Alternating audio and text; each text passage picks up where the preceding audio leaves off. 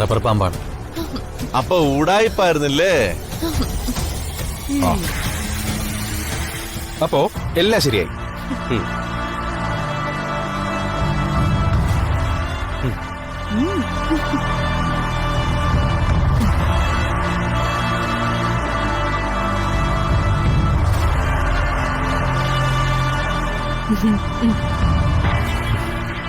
അതേതായാലും തകർത്തു.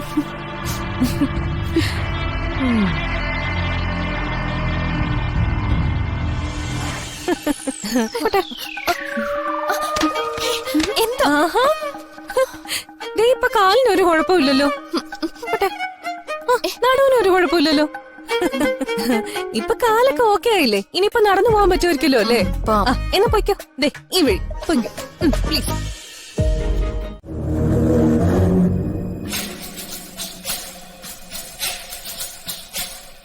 നോക്കിയത് ഇതാണോ? അല്ല. ഇത് അല്ല. ഇതാണോ? അല്ല അല്ല. പഴയ ടീംസ് ആണെന്ന് ഉറപ്പാണോ? എനിക്ക് ഉറപ്പാണ്. ഞാൻ അവന്മാരെ പേര് മറന്നുപോയി, അല്ലെങ്കിൽ ഇപ്പൊ തന്നെ കണ്ടുപിടിക്കായിരുന്നു. ചാലക്കുടി വിളിച്ചു ചോദിച്ചിട്ട് അവരിതുവരെ തിരിച്ചു വിളിച്ചില്ലേ? അതൊക്കെ ഇനി എപ്പോഴെങ്കിലും തിരിച്ചു വിളിച്ചെങ്കിലായി. എന്നാ ബാക്കി നോക്കാം. ആ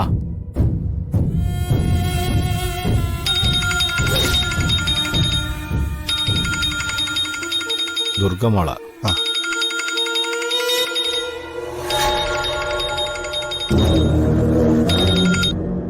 ആ മോളെ പറഞ്ഞോ. ആ കുട്ടേട്ടാ, ഇന്നലെ കുട്ടേട്ടൻ പറഞ്ഞ പരിസരത്ത് നിന്ന് ഒരു വിഗ്രഹം പോയിട്ടുണ്ട്. ആണോ? കുട്ടിയുടെ ഫോളോ ചെയ്ത് അവന്മാരെ തന്നെയായിരുന്നു. അതെ, വിവരം അറിഞ്ഞപ്പോ മുതല് ഞാനും അഖിലും കൂടെ ലിസ്റ്റെല്ലാം എടുത്ത് അവന്മാരെ ഫോട്ടോ നോക്കിക്കൊണ്ടിരിക്കുക. Okay, good. എത്രയും പെട്ടെന്ന് അവരെ കണ്ടുപിടിക്കണം. കിട്ടിയ ഉടനെ എന്നെ വിളിക്കണം. ഓക്കെ മോളെ, ഞാൻ വിളിക്കാം. ഓക്കെ. വാ.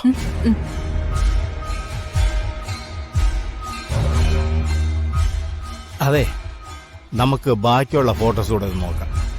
ഭാഗ്യം ഉണ്ടെങ്കിൽ നമുക്ക് അവന്മാരെ ഉടനെ കിട്ടും. അല്ല, ഇതല്ല. എന്ത് ബുദ്ധിമുട്ട്? ഞങ്ങൾക്ക് സന്തോഷമേ ഉള്ളൂ. അഷിക്ക് ഇഷ്ടപ്പെട്ട കുറച്ച് പലഹാരങ്ങളൊക്കെ കൊണ്ടുവന്നിട്ടുണ്ട്. ഉണ്ടാക്കിയതും വാങ്ങിച്ചതും ഒക്കെ ഉണ്ട്. പിന്നെ എടുത്തപ്പോ കുറച്ച് കൂടുതൽ എടുത്തു. എല്ലാവർക്കും കഴിക്കാലോന്ന് കരുതി. ആഹാ, വസുമതി വന്നോ?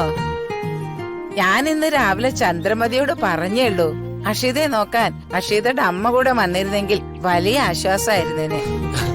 അത് നളിനി ചേച്ചി പറഞ്ഞത് ശരിയാ. എന്റെ മനസ്സ് മുഴുവൻ ഇവിടെയായിരുന്നു. കുറച്ചു ദിവസം അവൾക്കൊപ്പം ഇവിടെ നിൽക്കാന്ന് കരുതി തന്നെയാ ഞാൻ വന്നത്. ആ, അത് വളരെ നന്നായി.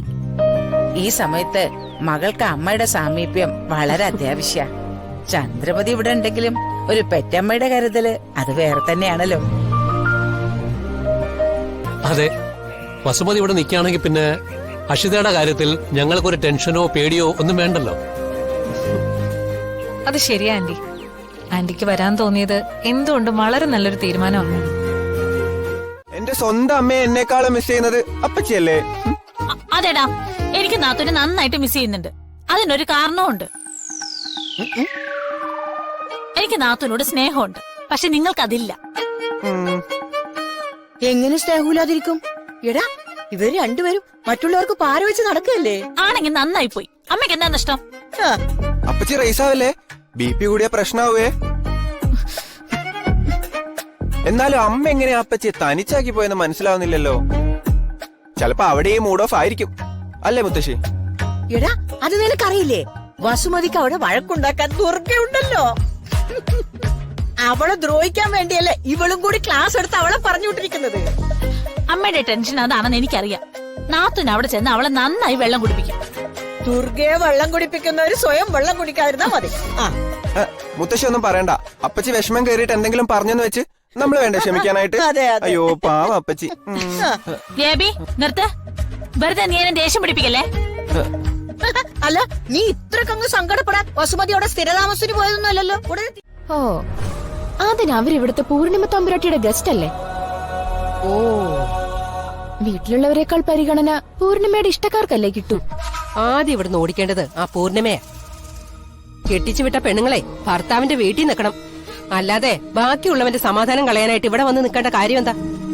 ഇതൊക്കെ നമുക്ക് വെറുതെ പറയാനല്ലേ പറ്റൂ. ഇത് അവരുടെ വീട്, അവർക്ക് ഇഷ്ടമുള്ളത് അവര് ചെയ്യും. അതൊക്കെ പണ്ട്. ഇത് നിന്റെ വീടാ. നീ ആയിരിക്കണം ഈ വീട്ടിലെ അവസാനത്തെ വാക്ക്. അതിന് തടസ്സമായിട്ട് വരുന്നത് ആരായാലും അവരിവിടുന്ന് ഓടിക്കണം. ഇപ്പൊ അമ്മ ഇവിടെ ഉണ്ടല്ലോ, നമുക്ക് വേണ്ട കാര്യങ്ങൾ ഓരോന്നോരോന്നായിട്ട് ചെയ്യാം.